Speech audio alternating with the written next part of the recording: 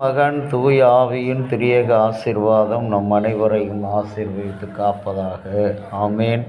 கிறிஸ்துவுக்குள் பின்பான இறை மக்களே, உங்கள் அனைவரையும் இறைமகன் இயேசு நாமத்தினாலே வாழ்த்துகிறேன். இந்த நாளின் காலை நேர சிந்தனைக்காக நியாயாதிபதிகள் 1ஆம் அதிகாரம் 8வது வசனம். யூதாவின் புத்திரர் கானானி எருசலேமின் மேல் படையெடுத்து அந்த பட்டணத்தை தீக்கிரையாக்கினார்கள்.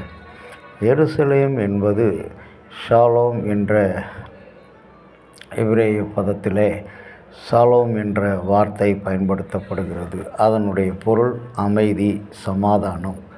சமாதானமான உள்ள அந்த எருசலேமை சடுதியிலே நிர்பந்தமான நிலைக்கு அக்கினிக்கு இரையாக்குகின்ற யூதாவின் புத்திரனுடைய அந்த செயல் இன்றைக்கு நமக்கு ஒரு பெரிய பாடத்தை கற்றுக் கொடுக்கிறது. கடவுளுடைய ஆலயம் ஆண்டுக்கு ஒரு முறை யூதர்கள் அனைவரும் எருசலேமில் கூடி தன்னுடைய கடமைகளை, ஆவிக்குரிய நேர்த்தி கடன்களை செலுத்துகின்ற ஒரு நாள். அப்படிப்பட்ட புனித நகரமான எருசலேமை அக்கினிக்கு இரையாக்குகின்ற அந்த நிலை இன்றைக்கும் கூட அவருடைய திருச்சபைகளில் குருசேகரங்களை, ஆலயங்களை கெடுக்கின்ற அநேக தீய சக்திகள், தீய கூட்டத்தினர் எழுந்து வருகிறார்கள்.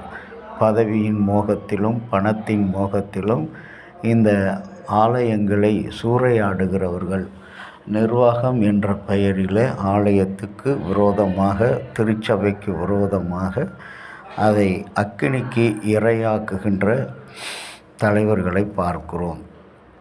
பொதுவாக இந்த எருசலேம் நகரம் என்பது சமாதானத்தோடு வாழக்கூடிய நகரம். இன்றைக்கு அதை சண்டையிடுகிற நகரமாக, சமாதானம் இழந்த ஒரு நகரமாக மாற்றுகின்ற வேலை செய்கின்ற அநேக மக்களை நம்மோடு இருந்து கொண்டிருக்கிறார்கள்.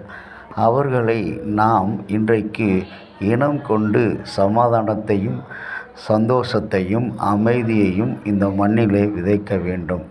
ஆலயத்திற்கு செல்வது எதற்காக? ஒரு அமைதியை, ஆறுதலை பெற்று வாழ்வதற்காக. ஆனால் மாறாக இன்றைக்கு ஆலயம் என்பது அநேக மக்கள் பொழுதுபோக்குகின்ற ஒரு மனமகிழ் மன்றமாக நினைத்து செயல்படுவதை பார்க்கிறோம். அது சிறுவர் முதல் முதியவர் வரைக்கும் அப்படிப்பட்ட பயன்பாட்டில்தான் இன்றைக்கு ஆலயத்தை பயன்படுத்துகிறார்கள். புனித ஆலயமாக இருக்கின்ற அந்த அப்போஸ்தலனாகிய பவுல் கொரிந்து பட்டணத்தில் அவர் சொல்லும் பொழுது, நீங்களே என்னுடைய ஆலயம். கொரிந்து பட்டணம் என்று சொன்னால் அது விலைமகள் என்று பொருள். அந்த நகரத்திலே பாலியலுக்கும் பரத்தமைக்கும் இடம் போன பெயர் போன்ற ஒரு நகரம். உன்னுடைய சரீரம் கடவுளுடைய ஆலயம் என்பதை நீ மறந்துவிட்டு அதை பரத்தமைக்கும் பாலியலுக்கும் நீ விட்டு கொடுத்து வாழ்கிறாய். அது தவறு என்று சுட்டி காட்டுகின்ற வகையிலே அப்போஸ்தலனாகிய பவுல் கொரிந்து பட்டணத்தில் இருக்கிற விசுவாசிகளை பார்த்து, நீங்கள் உங்களுடைய சரீரம் கடவுளுடைய ஆலயம் என்பதை மறந்து விடாதீர்கள். இன்றைக்கு அன்பான இறை மக்களே, நமக்கு யூதாவின் புத்திரர் செய்த அந்த தீய செயல், எருசலேமை அக்கினிக்கு இரையாக்குகிறார்கள் அந்த பட்டணத்தை. இன்று நாம் கடவுளுடைய ஆலயத்தை அனைத்து மக்களையும் இணைத்து வேறுபாடு, வித்தியாசம், இன வேறுபாடு, நிற வேறுபாடு, பொருளாதார வேறுபாடு இவைகள் இன்றி அனைவரையும் ஒற்றுமையாக கூட்டி சேர்க்கிற ஒரு சமாதானத்தின் இடமாக உள்ள ஆலயத்தை இன்றைக்கு வேறு விரிக்கிற ஒரு பொழுதுபோக்குகின்ற ஒரு இடமாக இன்றைக்கு நாம் செயல்படுத்தி கொண்டிருக்கிறோம். அவற்றுக்கு காரணமாக இருந்த நம்முடைய தீய எண்ணங்கள், நம்முடைய பண ஆசை, பதவி ஆசை, ஜாதிய வெறி இவைகளை நாம் கடவுளிடத்தில் அறிக்கையிட்டு, கடவுளே, நாங்கள் எங்கள் சரீரம் உங்களுடைய ஆலயம் என்பதை மறந்திருந்தோம், எங்களை தயவாய் மன்னியும் என்று சிந்தனையோடு இந்த நாளை ஆண்டவரிடத்தில் ஒப்புக்கொடுப்போம். ஜெபிக்கலாம். இறைமகனே, உங்களுக்கு நன்றி செலுத்துகிறோம். இந்த புதிய நாளிலும் நாங்கள் யார் என்பதை எங்களுக்கு இந்த சிந்தனை வழியாக கொடுத்திருக்கிறீர்.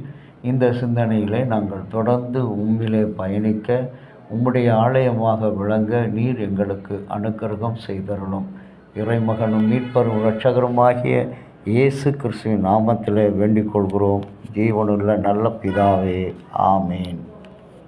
தந்தையாகிய கடவுளின் அன்பும் மைந்தராகிய இயேசுவினுடைய அருளும் பரிசுத்த ஆவியினுடைய நல்ல உறவும் பாதுகாப்பு உங்கள் அனைவரோடு இருப்பதாக. ஆமேன்.